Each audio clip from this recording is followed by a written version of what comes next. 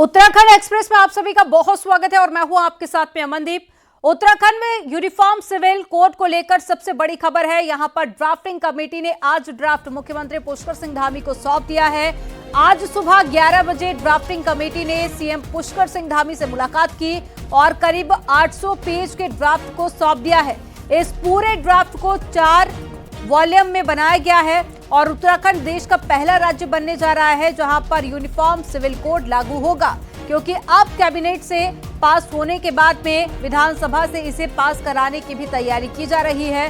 तो जिस वक्त का लंबे समय से इंतजार था, आज मुख्यमंत्री पुष्कर सिंह धामी को ड्राफ्ट की जो कमेटी थी उन्होंने ड्राफ्ट सौंप दिया है और अब जल्द ही इस बिल को रखा जाएगा विधानसभा में और विधानसभा से इसे पास कराकर उत्तराखंड में यूसीसी को लागू किया जाएगा।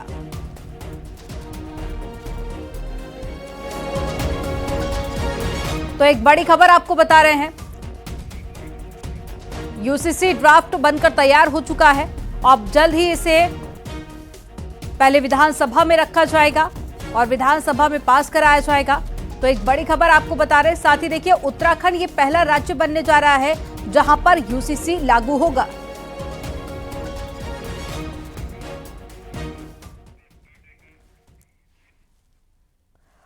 जनसंघ के दौर से बीजेपी का सपना रहा यूनिफॉर्म सिविल कोड अब साकार होने जा रहा है और इसके ध्वजवाहक बने मुख्यमंत्री पुष्कर सिंह धामी। आज सीएम धामी को ड्राफ्ट सौंप दिया गया और साथ ही शनिवार को ड्राफ्ट को कैबिनेट की भी हरी झंडी मिल जाएगी। इसी से जुड़ी एक रिपोर्ट हम आपको दिखाते हैं।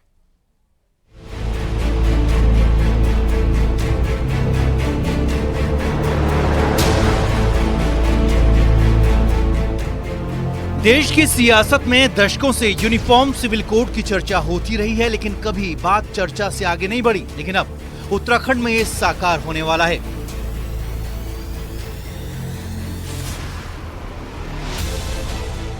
मुख्यमंत्री पुष्कर सिंह धामी की बनाई कमेटी ने यूनिफॉर्म सिविल कोड का ड्राफ्ट सौंप दिया है।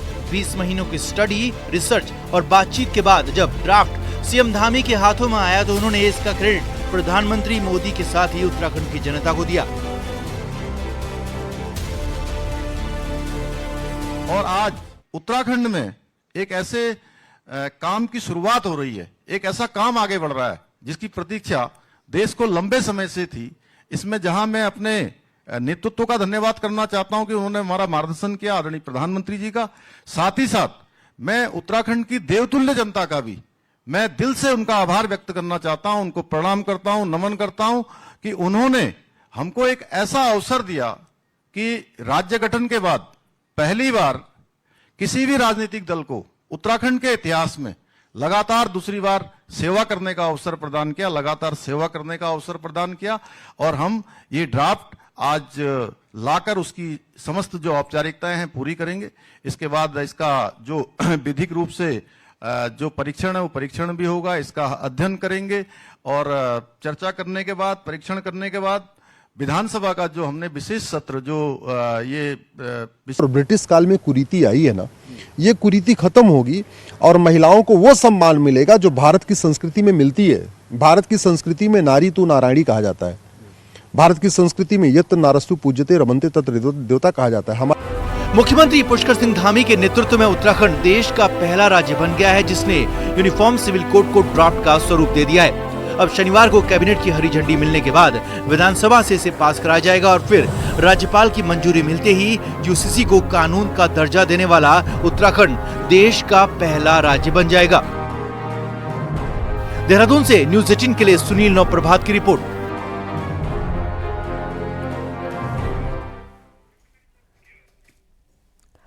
यूसीसी का ड्राफ्ट मुख्यमंत्री पुष्कर सिंह धामी को मिलने के बाद में बीजेपी से सरकार का ऐतिहासिक फैसला मान रही है।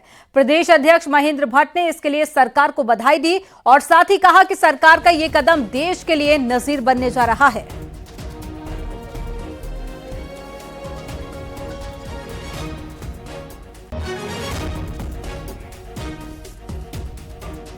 तो आज यूसीसी का ड्राफ्ट मुख्यमंत्री पुष्कर सिंह धामी को सौंप दिया है। बीजेपी इसे एक बड़ी नजीर बता रही है और साथ ही उत्तराखंड के प्रदेश अध्यक्ष का भी बयान सामने आया। उन्होंने कहा कि यह फैसला एक नजीर बनेगा देश के लिए।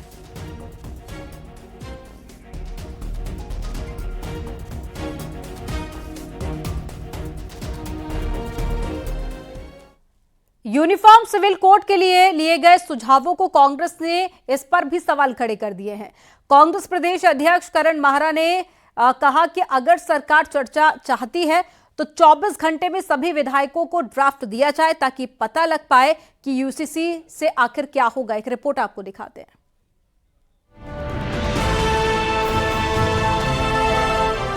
सभी धर्म, जाति, समुदाय के लिए एक समान कानून यानी यूनिफॉर्म सिविल कोड। यूसीसी का ड्राफ्ट सरकार को सौंपा जा चुका है। 2 लाख लोगों के सुझाव के साथ इस ड्राफ्ट में क्या है, ये कांग्रेस जानना चाहती है।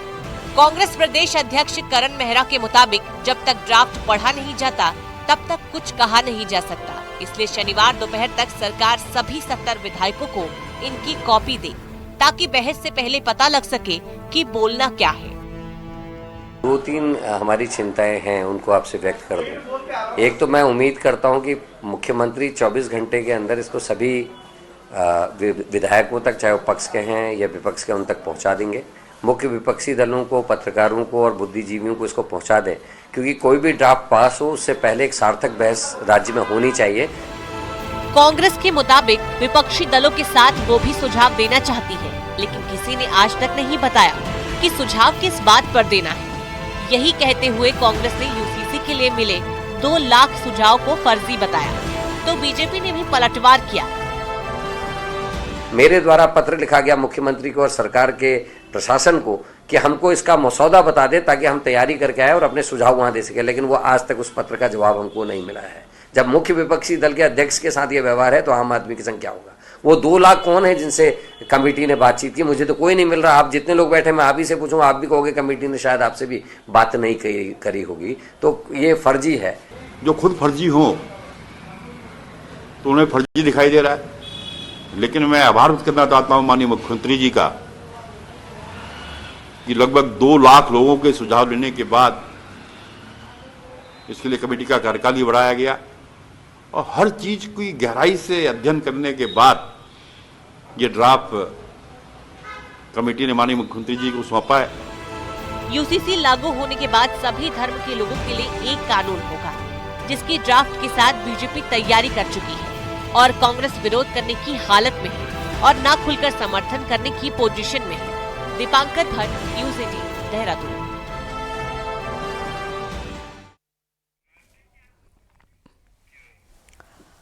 यूसीसी पर कांग्रेस नेताओं द्वारा लगातार कहा जा रहा है कि चुनाव के चलते ही इस ड्राफ्ट को लाया गया है और इसी के चलते ध्रुवीकरण करने की कोशिश की जा रही है। साथ ही ड्राफ्ट पर कई तरह की आशंका भी जताई गई। कांग्रेस के इन आरोपों पर सीएम धामी ने कहा है कि अभी तो ये ड्राफ्ट मुझे दिया गया है, अभी इसका अध्ययन होगा और विपक्ष अभी से क्यों परेशान हो रहा है।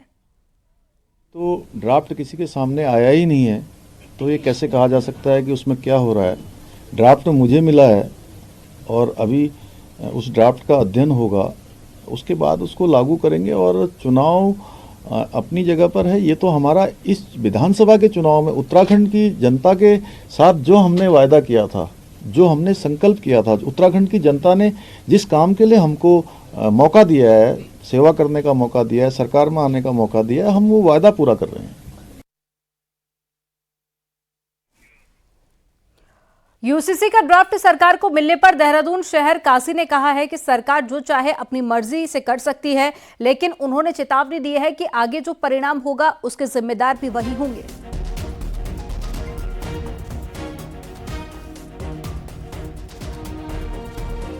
देखिए, सरकार है, वो जो चाहे करे जब उनकी मर्जी है, समझे। लेकिन आगे जो नुकसान होगा वो भी उनके जिम्मेदार वही है, तब भी उसमें हम क्या कर सकते हैं। लेकिन बहरहाल ये नुकसान की चीज है।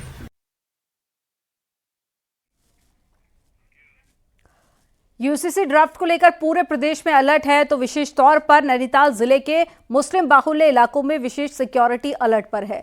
शुक्रवार को इन इलाकों में विशेष सुरक्षा देखने को मिली। दरअसल यूसीसी के लागू होने से इस्लाम धर्म में चली आ रही हलाला प्रथा पर पूरी तरीके से रोक लग सकती है, जिसके कारण मुस्लिम इलाकों में विशेष सुरक्षा बढ़ाई गई है।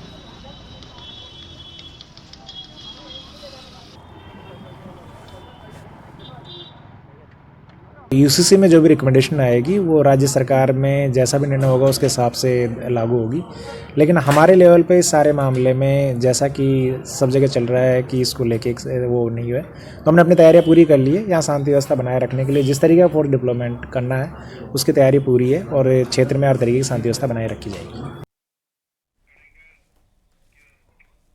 यूसीसी ड्राफ्ट सरकार को सौंपे जाने के बाद में अब हरिद्वार में साधु संत भी खासा उत्साहित नजर आ रहे हैं। संतों का कहना है कि ये धामी सरकार का एक साहसिक कदम है और आने वाले समय में अन्य राज्यों के लिए भी उत्तराखंड का यूसीसी प्रेरणा बनेगा। संतों का कहना है कि जो लोग यूसीसी ड्राफ्ट को जाने बिना ही उसका विरोध कर रहे हैं वे पहले कानून के प्रावधानों के बारे में जानें और उसके बाद में अपनी राय रखें। आने वाले समय में ये पूरे राष्ट्र के लिए एक मिसाल बनेगी, अन्य राज्यों के लिए भी ये मिसाल बनेगी। जो लोग इसका विरोध कर रहे हैं वो इसको अभी समझ नहीं पा रहे हैं। मैं यहाँ के माननीय मुख्यमंत्री पुष्कर सिंह धामी जी का बहुत बहुत अभिनंदन करता हूँ और उनको बहुत बहुत बधाई देता हूँ। एक ऐसा कदम ऐतिहासिक उठाया उन्होंने।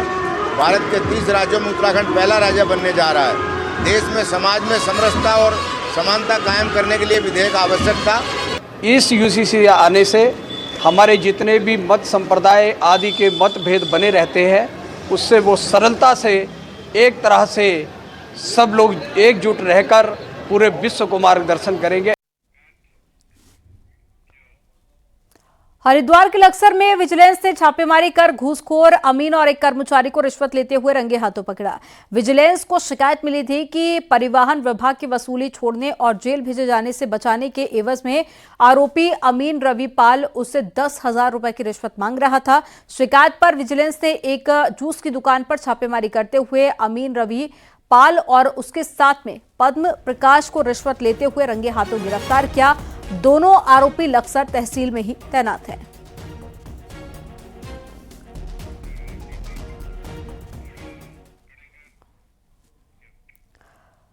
बागेश्वर में गढ़खेत रेंज के मचकोट गांव में शुक्रवार को 2 ग्रामीणों पर जंगली सुअरों ने हमला कर दिया। दोनों ग्रामीण ही गौशाला में जानवरों को चारा पत्ती देकर लौट रहे थे और सुअरों के हमले में एक ग्रामीण के सिर में गंभीर चोट आ गई। दोनों को सीएचसी बैजनाथ में भर्ती किया गया जहां उसका इलाज चल रहा है। गांव में सुअर के हमले से ग्रामीण दहशत में हैं।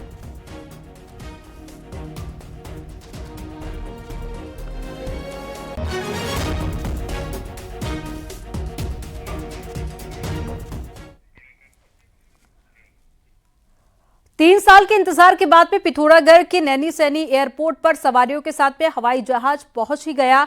ये आशंका भी जताई जा रही थी कि कहीं पहली उड़ान के रास्ते में मौसम रुकावट खड़ी ना कर दे, लेकिन मौसम खुलने के साथ ही जब प्लेन एयरपोर्ट पहुंचा तो यात्रियों की खुशी का ठिकाना नहीं रहा।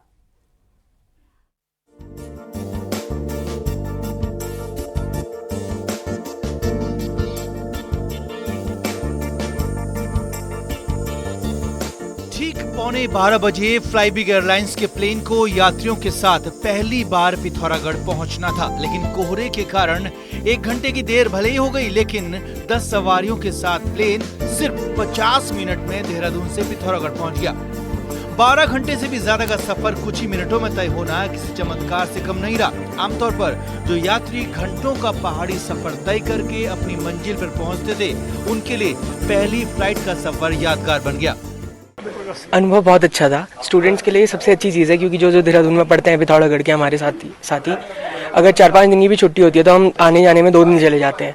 तो अगर ये फ्लाइट सेवा चलती रहे और जो मिनिमम कॉस्ट इसकी है इतने में ही चले तो बहुत बेटर है, और हर दिन चले तो बहुत अच्छा रहेगा हम सब स्टूडेंट्स के लिए। और इसके पायलट्स भी बहुत अच्छे हैं, बड़ी सेफ लैंडिंग उन्होंने की और जहाज में भी कोई दिक्कत नहीं है। तो आने वाले समय में हम सरकार से, माननीय मुख्यमंत्री जी से यही अनुरोध करेंगे कि ये सेवा पूरे हफ्ते भर चले।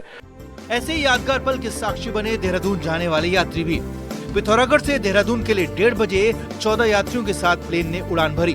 फिलहाल फ्लाईबिग एयरलाइंस हफ्ते में सिर्फ 3 दिन देहरादून पिथौरागढ़ के बीच प्लेन उड़ा रहा है, लेकिन धीरे धीरे एयरलाइंस की प्लानिंग हफ्ते में 5 दिन प्लेन उड़ाने की है। और यही नहीं, कुछ ही महीनों में पिथौरागढ़ से पंतनगर और फिर गाजियाबाद के लिए भी फ्लाइट का प्लान तैयार हो रहा है। वहीं सरकार नैनीसैनी एयरपोर्ट को हाईटेक बनाने की योजना पर भी काम कर रही है।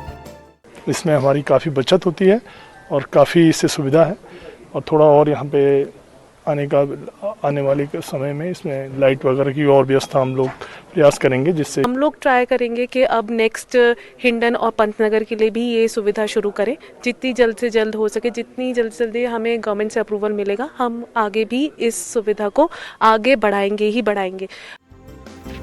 देहरादून के लिए हवाई सफर शुरू होने के बाद अब सभी की नजरें गाजियाबाद की उड़ान पर टिकी हैं। असल में पिथौरागढ़ की बड़ी आबादी दिल्ली एनसीआर, मुंबई, पुणे और बेंगलोर जैसे शहरों में रहती है। और यही नहीं, विदेशों में रहने वाले पहाड़ियों को भी दिल्ली एनसीआर से सीधे पिथौरागढ़ की फ्लाइट की जरूरत बहुत ज्यादा है। लिहाजा गाजियाबाद की फ्लाइट पर अब सबकी नजरें टिक गई हैं।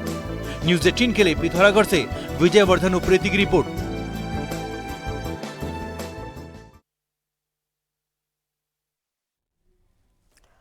और चलिए पहाड़ से जुड़ी हुई 10 बड़ी खबरें आपको दिखाते हैं फटाफट अंदाज में। यूसीसी ड्राफ्ट पर कांग्रेस विधायक मनोज तिवारी ने कहा कि अध्ययन करने के लिए 2-3 दिनों का समय मिलना चाहिए, जिससे कि यूसीसी के बारे में जानकारी मिल सके। बागेश्वर के एक व्हीकल वर्कशॉप में भीषण आग लग गई, जिससे अंदर का सामान रखा हुआ जलकर राख हो गया। रामनगर के टांडा के देवीपुरा मल्ला में चोरों ने ट्रांसफार्मर निकाल लिया और उसमें से 500 लीटर ऑयल और कॉइल को चोरी करके ले गए। रुड़की में स्वच्छता को लेकर नगर निगम गंभीर नजर आ रहा है, जिसको लेकर अब गार्बेज फ्री सिटी बनाई जाएगी। बागेश्वर की पिंडर नदी में पुल और सड़क निर्माण की मांग को लेकर सोराग के ग्रामीण 4 दिन से आंदोलन में डटे हुए हैं। शुक्रवार को ग्रामीणों के समर्थन में कांग्रेसियों ने धरना दिया। कांग्रेस नेता प्रदीप टमटा ने केंद्र सरकार के बजट को उत्तराखंड के लिए निराशाजनक बताया। साथ ही कहा कि बेरोजगारी के लिए बजट में कोई जिक्र नहीं है। अल्मोड़ा में छात्रों ने वैज्ञानिक प्रदर्शनी लगाई, जिसमें जिले के 11 बच्चे भाग ले रहे हैं। जीतने वाले छात्र राज्य स्तर पर प्रतिभाग करेंगे। सीएम पुष्कर सिंह धामी का शनिवार को पौड़ी का दौरा है, लेकिन कंडोलिया मैदान में बारिश के चलते पानी और कीचड़ भर गया है। विवादों में रही नैनीताल डीएसए के चुनाव हो गए हैं। शुक्रवार को हुई एजीएम के बाद में सर्वसम्मति से अनिल गाड़िया को महासचिव चुना गया। नेपाल के पोखरा में 60+ इंटरनेशनल वेटरनल फुटबॉल टूर्नामेंट में शामिल होने से पहले उत्तराखंड मास्टर्स टीम ने राज्यपाल गुरमीत सिंह से मुलाकात की।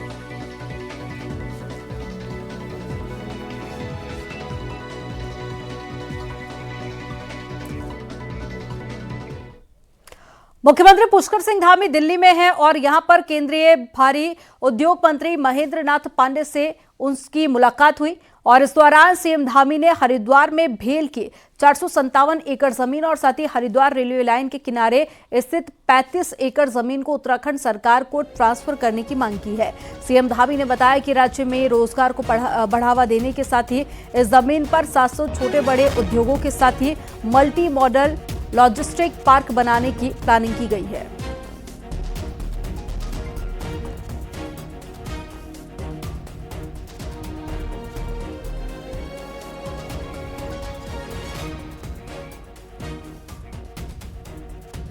₹600 करोड़ के उद्यान घोटाले की सीबीआई जांच चल रही है, लेकिन इस बीच मुख्य आरोपी हरमिंदर सिंह बवेजा हिमाचल प्रदेश को चल पड़े हैं। 31 जनवरी को हरमिंदर सिंह बवेजा का 3 साल का डिप्यूटेशन पूरा हुआ है, तो उन्होंने मुख्य सचिव और साथ ही कृषि सचिव को चार्ज छोड़ने का लेटर भी भेज दिया है, जिसमें लिखा है कि डिप्यूटेशन पूरा हो चुका है और अब यशवंत सिंह परमार यूनिवर्सिटी में चार्ज लेंगे। और ये सब तब हुआ जब जून 2023 में डायरेक्टर रहते हुए हरमिंदर सिंह बवेजा को पहले सस्पेंड किया गया और अभी मामले की सीबीआई जांच चल रही है। अब सीबीआई जांच के बीच में जब मुख्य आरोपी ही हिमाचल को चल दिए हैं, तो पूछताछ होगी कैसे? उस लेटर की कॉपी न्यूज़ 18 के पास है।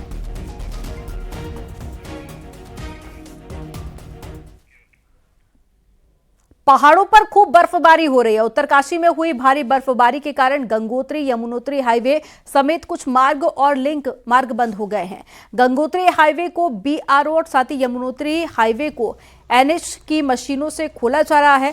गंगोत्री हाईवे और सुक्की टॉप से आगे बंद हो गया है और यमुनोत्री हाईवे हनुमान चट्टी से आगे बंद हो गया है, जबकि धरासू और साथ ही बड़कोट रोड रानी टॉप के पास में बंद हो गया है, जाम है। और लमगांव रोड चौरंगी खाल के आसपास भी बर्फ ही बर्फ नजर आ रही है। ये तस्वीरें आपको दिखा रहे हैं, जिससे लोगों को आवाजाही करने में दिक्कत हो रही है।